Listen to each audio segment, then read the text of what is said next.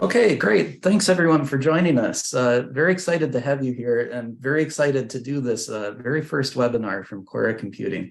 We're very excited. We've had a very good month here where we've just put up our very first quantum computing device up onto the cloud online.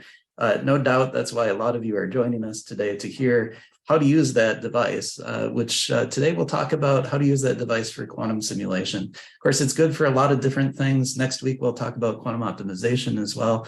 But we're very glad that you can join us today. So my name is Nate Gemelke. I am the Chief Technology Officer at Quora Computing. I am actually one of the co-founders of the company, and I joined Quora after a long history of doing quantum simulation professionally. My last job was as a university professor.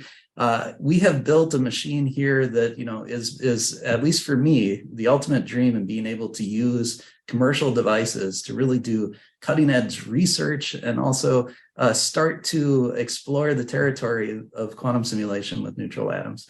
I'm joined today by our senior scientist at Quora Computing, Dr. Al Lukin.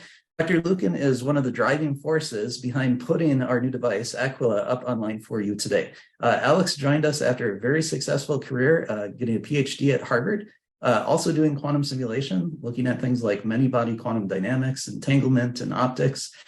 He also is an expert in some of the hardware that we develop, having done a postdoc working on integrated photonics at MIT. Okay, so just a quick overview of the agenda for today. We're going to try to avoid talking too much today. We're going to give you a very quick introduction to Quora and the Aquila device. We're going to spend just 5 minutes doing that before we tell you the basics of quantum computation using Rydberg atoms. So we'll spend about 15 minutes doing that. And then I think what most of you are probably here for is we will actually do a demo on the Aquila device itself. So we'll take about 30 minutes to walk you through some of the easiest use cases that you might explore using the Aquila device. And then at the end, as promised, we'll answer some of the questions that you put in the Q&A section for us to answer. So we'll come around to that at the end of the talk, maybe give you about 10 minutes for questions. Okay, so Quora Computing was founded about 3 years ago and built on a very strong scientific foundation. So the founding team actually included some of the luminaries in the field of quantum computing, especially with neutral atoms and with Rydberg atoms. And so that includes Misha Lukin, who's a professor of physics at Harvard University. Also Marcus Greiner, one of the MacArthur Genius Grant Fellows and also the inventor of the quantum gas microscope. Vladan Vuletic, who is a pioneer in creating large entangled quantum systems, especially with neutral atoms. And then also at MIT, Dirk England, who is an expert in using integrated photonics to control quantum systems like atoms. So in addition to that founding team, we also have Alex Kiesling as our CEO. As a graduate student, Alex actually worked in the group of Misha Lukin to create the first device very much like the Aquila device that we'll be talking about today. So in addition to that, I joined the team as a co-founder and also the CTO of the company. So Quora itself is actually made up of a lot of people. We're about 40 people right now that work on all of the different aspects of bringing a quantum computer to market. And that goes not just at the hardware level, but all the way up to the algorithmic level, stopping at software in between, helping you actually craft those algorithms and deploy them on the hardware. So we're a truly integrated company. And I think this is important because the device that we'll be talking about today is a little bit of a non-standard device. We call it a quantum simulator. It lets you explore lots of things. It's not a gate-based computer per se. And for that reason, some of the algorithms you might think of as kind of non-standard algorithms. It lets you do a lot of things really well. For example, simulate quantum spin liquids using Rydberg blockade physics, things like that. Now, to help you design algorithms and explore applications on this device, we have built numerous software tools to help you do that. One of the most important is a very sophisticated emulation tool that will let you actually simulate what happens on the quantum computer with relatively large numbers of atoms. So this is a whole software package called Blockade. It's an open source project. So actually, if you want to log into the website for Blockade and even contribute to the code development yourself, use it, really understand how it works on the insides, you can do that through that open source project. But of course, what we're all here for today is actually the hardware at the bottom of the stack. And so we are building some of the largest and most flexible quantum hardware using neutral atoms today. And that's what we want to talk about, is what you can do with that machine. So where does it come from? That's a great way of understanding what it can do. So I want to take you back just very quickly into the prehistory of the Aquila device. Actually, it's built off of a series of academic breakthroughs that started in the Harvard laboratories that Quora is spun out of. So if you go back to November of 2017, actually, you'll see one of the largest quantum computers at the time, built out of 51 qubits, sitting in the Harvard laboratory. So that was kind of the impetus and the inspiration for founding Quora Computing. So we spun that off in July of 2019. By July of 2021, that academic research group at Harvard had demonstrated the first control over 256 atoms. By that time, we were positioning those atoms in real time in 2 dimensions. And that enabled in December of 2021 simulation of quantum spin liquids. So that's a big breakthrough, right? That's something that people had talked about for decades, but never really found a good physical realization in nature for it. So we actually just built it with the kind of device that you'll see here today. By February of 2022, we were demonstrating scaling advantage for optimization problems over the classical benchmarks on the same types of problems. So this happened for the independent set problem. So that led us to what we're all here for today. In this month, we have launched now our first device, which is very similar to the Harvard device that begat all of these kinds of breakthroughs. And it's now available to you. You can log into Amazon's Brocket service and access our device and start programming it. And we'll spend the rest of the webinar today showing you exactly how you can access that device and how you can program it and do fantastic things of your own design with that machine. Okay, so Aquila itself, what does it look like? Well, here's a picture. Actually, this is physically what it looks like. This is an actual picture of the device. This is a very powerful quantum processor. You can access 256 entangled neutral atom qubits through this machine. You can keep them coherent through computations. The architecture, like I said, it's not a gate-based computer, so it requires a little bit of specialized knowledge, and that's what we're here to learn today.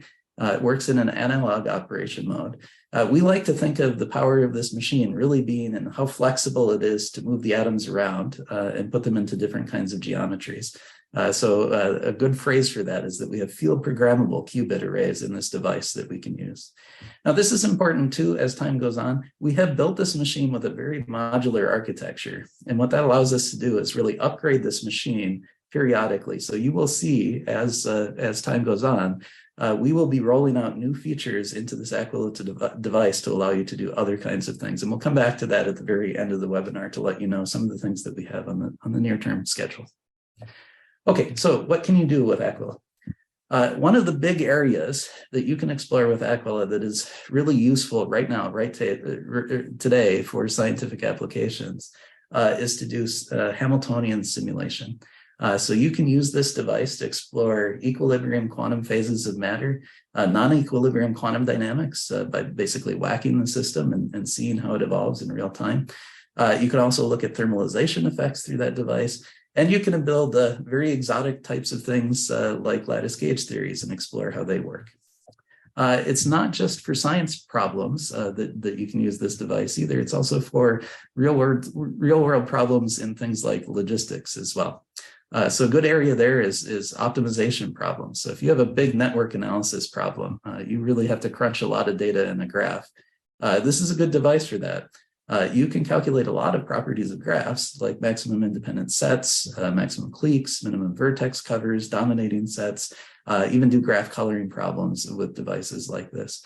We will add a few features in the near term that also will allow us to do other things like variations of those problems like the maximum independent set problem and also QUBO problems. But we are excited that there are other kinds of applications in the near-term future for these devices as well. And we would very much like to see exploration of machine learning problems using this platform as well. So there are a lot of different modalities that you can actually exploit for designing algorithms in the system as well. You can do adiabatic protocols, very good for producing equilibrium phases of matter, for instance, quench dynamics, variational quantum algorithms, related things like QAOA, quantum approximate optimization algorithms, and also explore things like quantum sampling, all with the same device.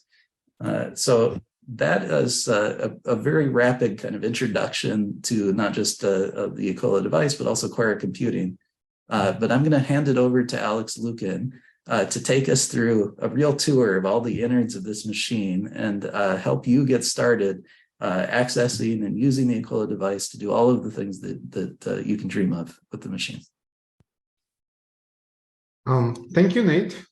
So I'd like to start with giving you a quick preview of how Aquila works under the hood.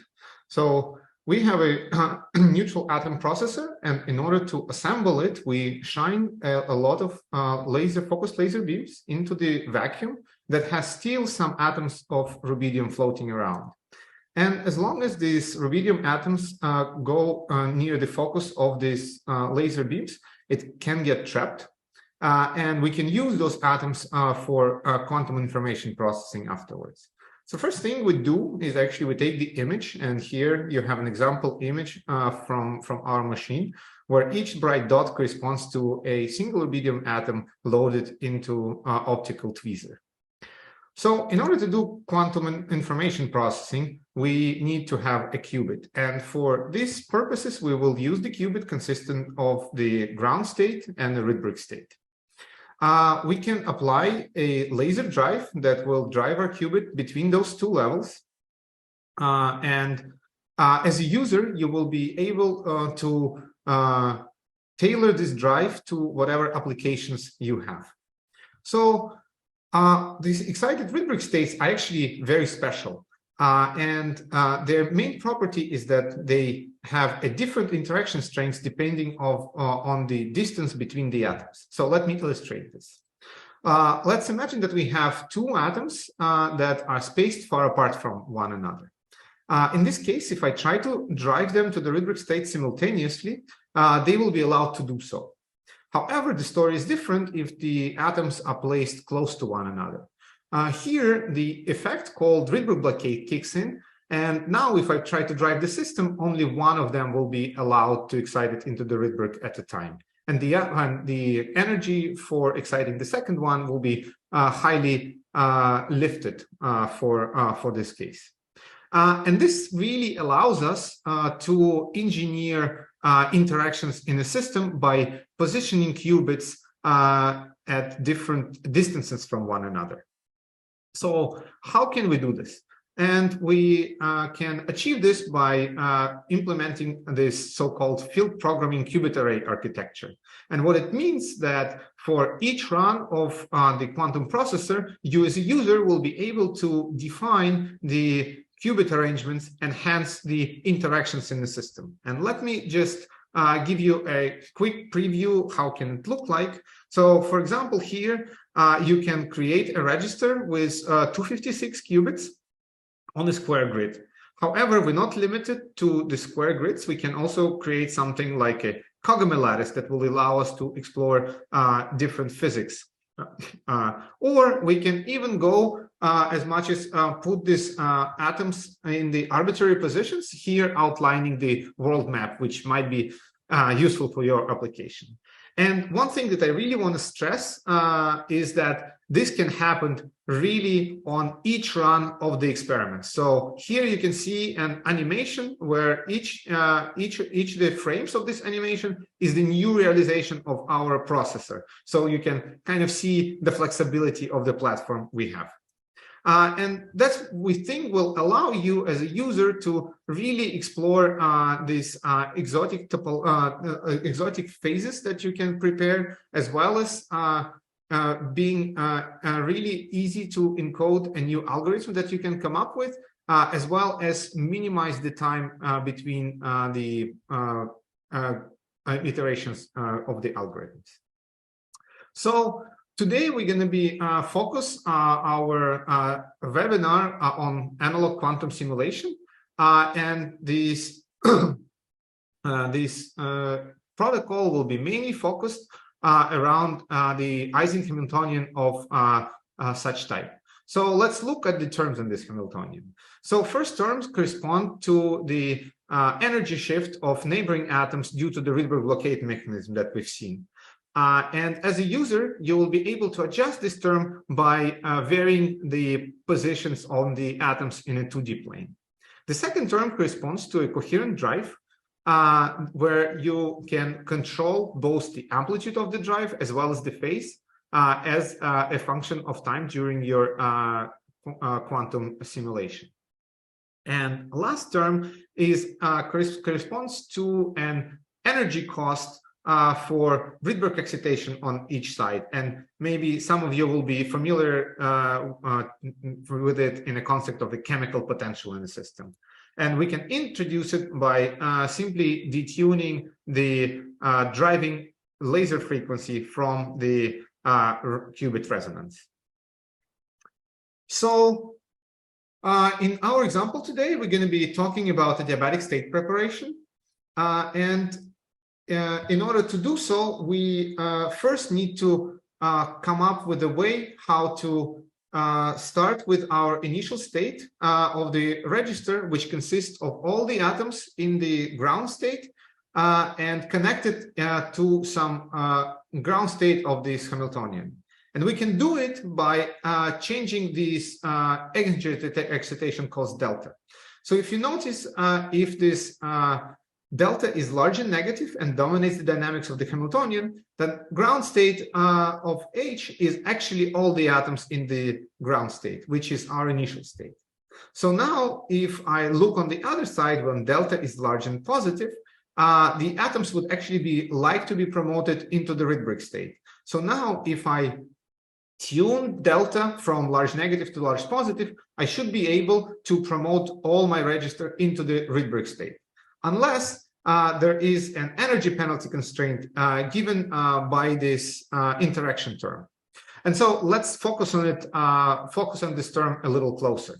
So if we plot the interaction energy as a function of distance, you will find that at large distances, the interaction energy is pretty much negligible, but at some scale that we called Rydberg blockade radius, it will kick in and go up very fast, which means that you can kind of think about this term in this simple way of if the atoms are within the blockade radius, only one atom out of this group will be able to be excited to the Rydberg state, whereas if the atoms are separated larger than blockade radius, all the atoms will be simultaneously able to excite to the Rydberg state.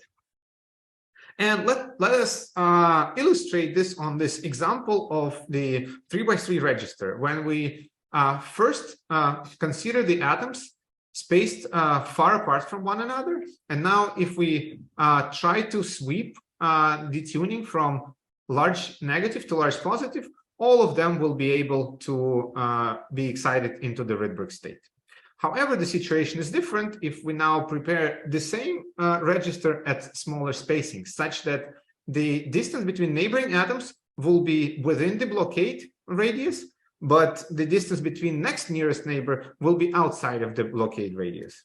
So now if we do the same adiabatic sweep, we can see that only some parts of the atoms will be able to excite in a Rydberg state, realizing so-called the checkerboard phase in this scenario.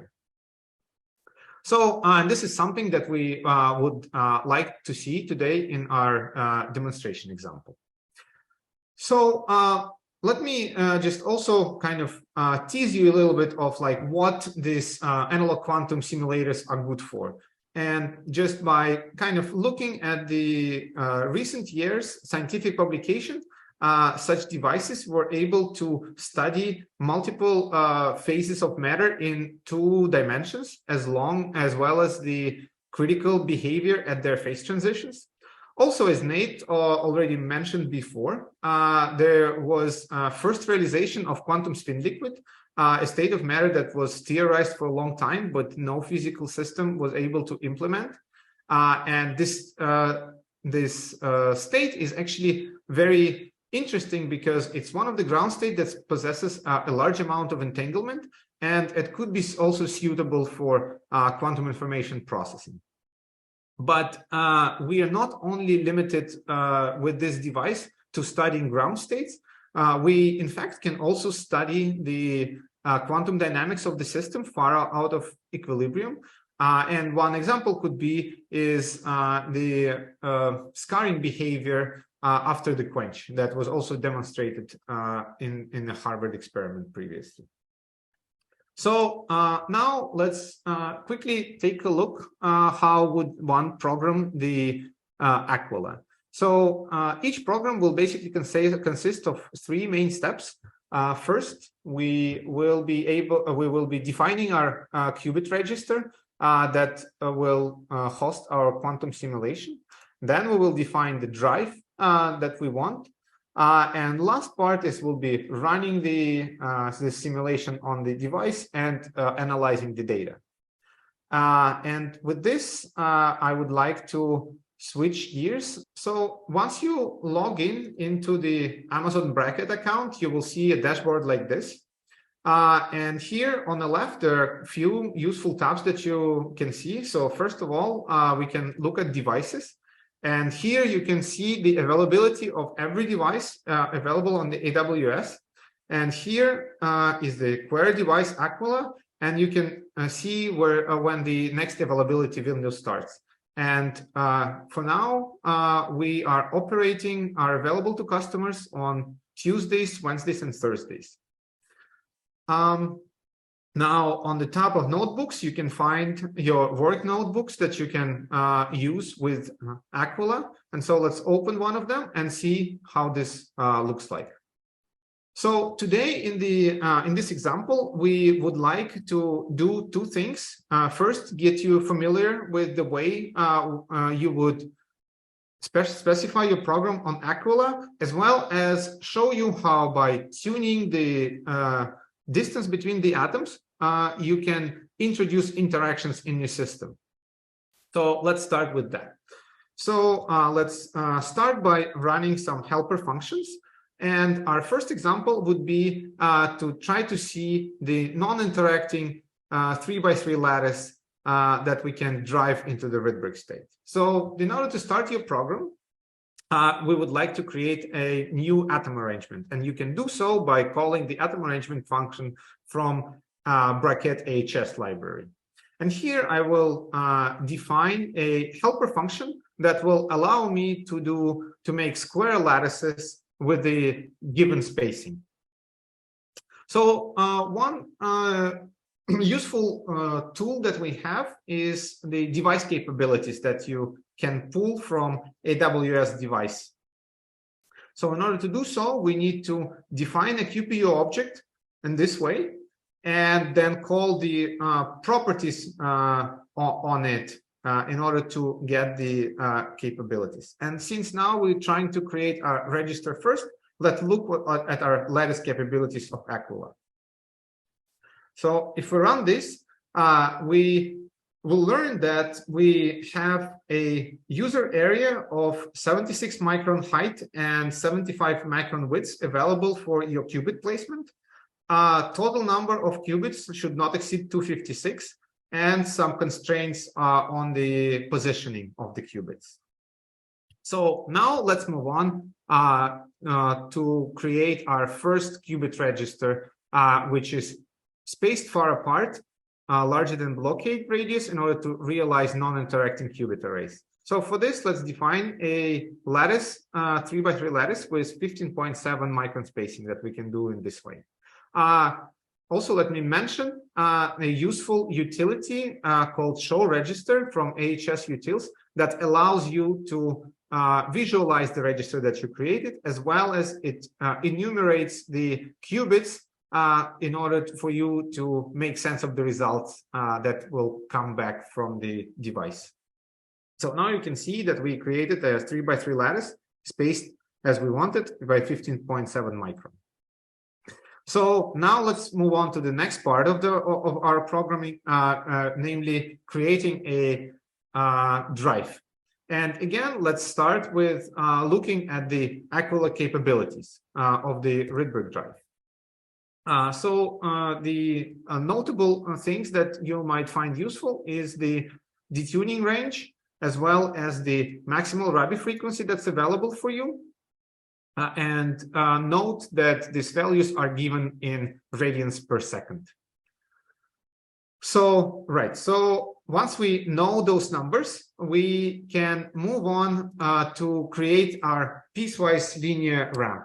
So what we would like to do in our quantum, in our simulation example is ramp up the Rabi frequency to its maximum and hold it constant. In the meantime, we can ramp the detuning from a large negative value to a large positive value simply linearly, and keep the phase of the drives constant throughout the evolution. In order to do so, you can use the get drive and show global drive functions from AHS utils, which you can now just write down your piecewise linear waveform in the following way. So now it's time to create an analog Hamiltonian simulation program using analog Hamiltonian simulation function from bracket AHS, and we do so by passing it the register that we created as well as the drive. So one useful feature that Amazon gives you is ability to run your quantum program simulated classically on a computer using the local simulator. Of course, it's only worked for the problem with a small number of qubits, but for our example, we actually can do so. So let's see how that works. In order to do so, we can import the local simulator from bracket devices and define QPU simulator in the following way. So now we can run the simulator and have a small helper function that will allow us to retrieve the results of the simulation. And now, once the simulation is done, we can actually visualize our result by looking at the plot average density 2D function, again from AHS utils. And so one quick note on the way you will receive the results from Aquila. So you receive results as a string of zeros and ones corresponding to a ground state if the result is 1, and for Rydberg state the corresponding result is 0. However, usually for our purposes, it's nicer to look at the Rydberg population density, so we'll just redefine Rydberg density as 1 minus the results. So now if I visualize the result of our classical simulation, we see that it predicts that by the end of our run, all the qubits should go into the Rydberg state. That's what we expect. And now let's try to run the same program on Aquila. In order to do so, we again need to make the QPU object from AWS devices and submit a job to the QPU by running qpu.run, passing it the analog simulation function as well as required number of shots, and collecting results by using the .results command. So typically such a program will take about 5 to 10 minutes to run on our device.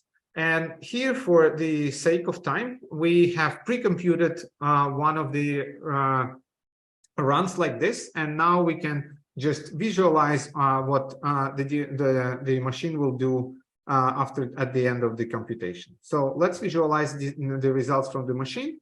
And indeed, as we expected from our simulations, all the atoms were able to be promoted into the Rydberg state. So now let's try to introduce the interactions in our system. And as we've seen before, the way to do it is simply by shrinking the distances between the atoms. And we want it to be such that the nearest neighbors will be blockaded, but next nearest neighbors will not. And the good spacing of the lattice for this purpose would be about 6.7 microns. So first, let's create our 3x3 register at this spacing. And here it is visualized for you using the show register function. And now let's again try to run the same task on Aquila, but now with this closer register. So if I pull up the results that we have pre-run for this demo, we can see that now only half of the atoms were able to promote into the Rydberg state. And the atoms on this diamond were blockaded from excitation. And that's an example how we can, by tuning the distance between the atoms, we can tune our system from a trivial phase when everything goes into the Rydberg into the ordered state when only a subset of the atoms are allowed to be excited into the Rydberg state. So now you might ask yourself, what's the best way to utilize all this number of qubits that Aquila can offer? And you can do it in two different ways. One, you can parallelize your computation by creating a multiple registers of the same program such that these registers are disconnected from one another.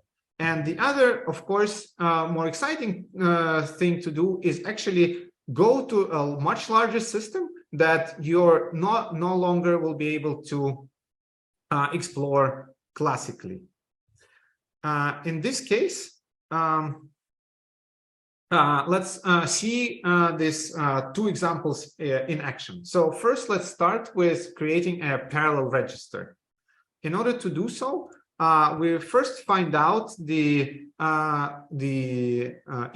footprint of our single register, and then by using the capabilities of the device, we can figure out how many registers will fit. But remember, we would like these registers to be independent, so we would like to make the distance between the register to be larger than blockade, and here we're picking something 11.5 micron. That should be safe for what we want to do. So running this, we can see that our capabilities will allow us to create 3x3 grid of 3x3 registers. And let's now try to do so. So if we now run this cell, it will create us 9 registers that now span most of the available field of view of Aquila. And then now, if I try to run the adiabatic protocol on such a register, I would expect that each of these 3x3 registers will independently go into the checkerboard phase. So let's see what the Aquila result would look like. And indeed, what we see that if we do these parallel registers, each one of them actually is going into the checkerboard phase independently of one another. So now let's see if we can do a simulation of a larger system. For that, we simply will try to eliminate these gaps and prepare a large 9x9 system that is all spaced by 6.7 microns. In order to do this, we will use our lattice function and create this register. That's how it's going to look like for us. And now we will submit this task to the QPU. As a result, we will see now this large checkerboard phase where every other atom is promoted into the Rydberg state, and the rest of the atoms are left in the ground state indicated by these results.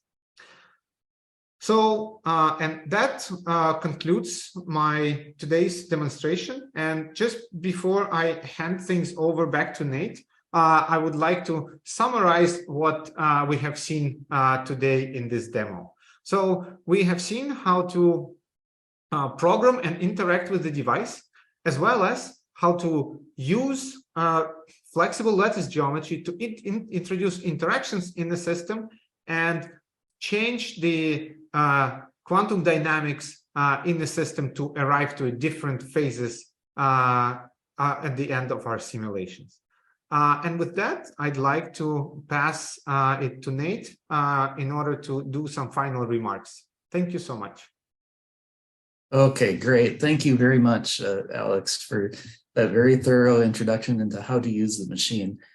I do want to add a few things. We've talked today a lot about what Aquila can do for you right now. But I do want to point out that we are introducing new features to this machine and upgrading it. And you will see these things roll out on a schedule. So we do want you to know that we will be enabling digital, analog, and even hybrid quantum computing all in this type of machine. We're going to do that without rebuilding the machine itself. So you'll actually see rapid progress on all of these fronts. Some of the upcoming features that we do have planned certainly will help you implement more Hamiltonians with different kinds of features in the machine itself. Also allow you to access more qubits. I saw during the Q&A that we had an answer, what limits the number of qubits that we can work with. We'll answer that in just a minute. We also will be adding features that characteristically change how the device is used. One of these will be to introduce local detunings, which is to say that on that Rydberg transition, you'll be able to go in and access individual qubits resonance for that transition to the Rydberg state. We will also be introducing a degree of local control, meaning individual control over those qubits rather than the global control that you've seen today. As time goes on, we are moving this platform more and more towards the ultimate goal of fault-tolerant universal quantum processing. And to do that, we will be adding features that will enable you, for example, to create different zones with quantum memories in them, even be able to implement error correction schemes. So all of these things are in the near to midterm future for Aquila and for devices like it. We are also building new machines as we speak. So you'll see these coming online shortly. So I do want to give us time to answer some of the questions that came up in the Q&A chat.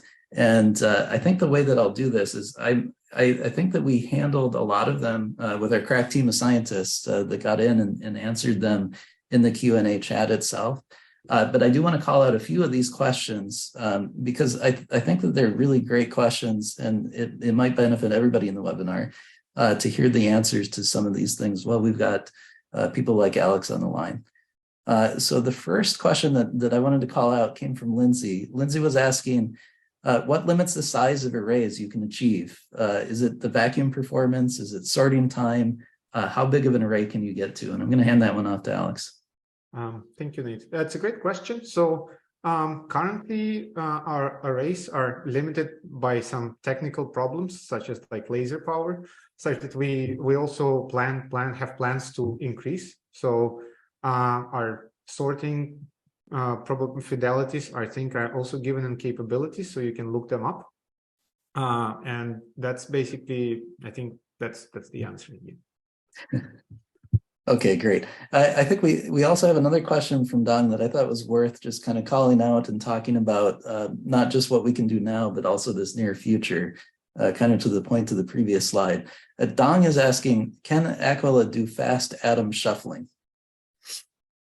Yeah, so currently you only can change the geometry of your processor for each task, and during the evolution, it's not available right now. But as we kind of mentioned, it's something that we really would like to add into Aquila in the near future. So stay tuned. This feature should be available sometime soon.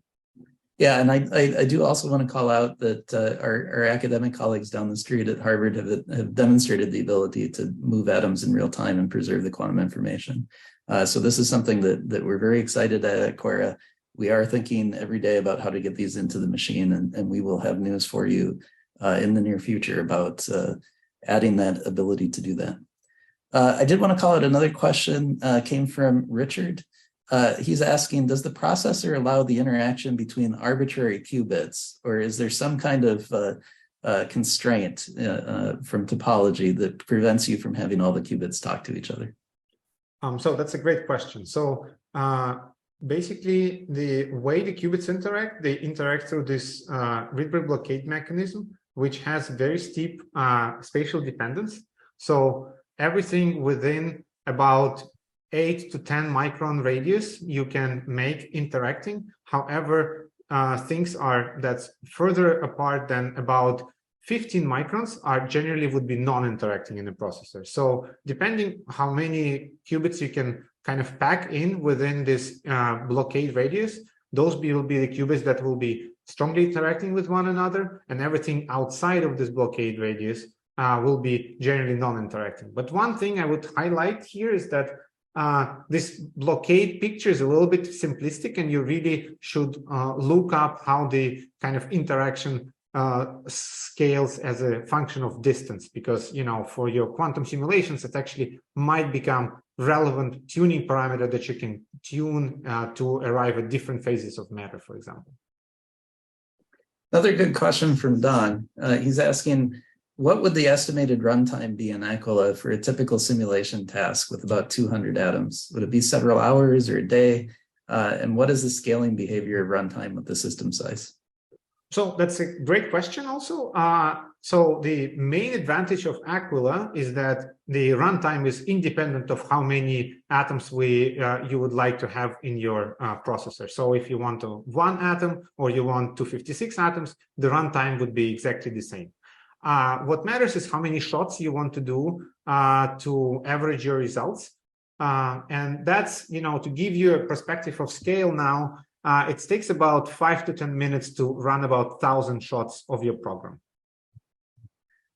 So I do want to say that there are quite a few things that you can join us for coming up.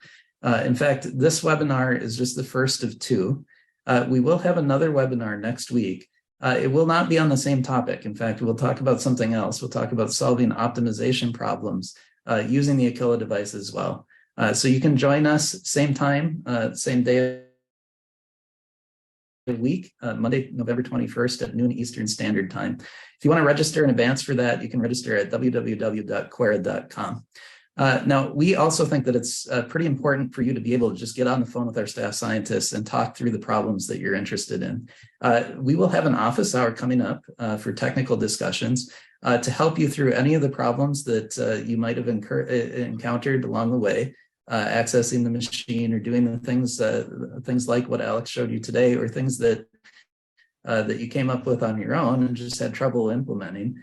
You can join us for that office hour. That will be Monday, November 28th, also at noon Eastern Standard Time. And again, you can register on our website in advance if you'd like to. We'll make sure that we have a range of people on the phone for you. So if your question really involves hardware, software, whatever it is, we'll be able to answer that question. But most importantly, we would really love for you to try Aquila for yourself. So you can log in online, do the things that Alex showed you today, play with that machine to your heart's content. We also would encourage you to go to AWS's site and apply for free research credits for some of the things that you want to do. You can use this QR code here, or you can type in the web address that's here. Also, the demo notebook that you saw today that Alex went through is also available at the address at the bottom of your screen. So if you're ever interested in going back and repeating those steps, no problem, you can look it up there. You can also get in touch with us anytime that you want to ask any question that you need to at info@quera.com. We'll have somebody get back to you as soon as we possibly can. Any question that you want to ask there, we will try to get that answer to you as quickly as possible. Okay, so thank you very much for joining us, and please join us at these future events.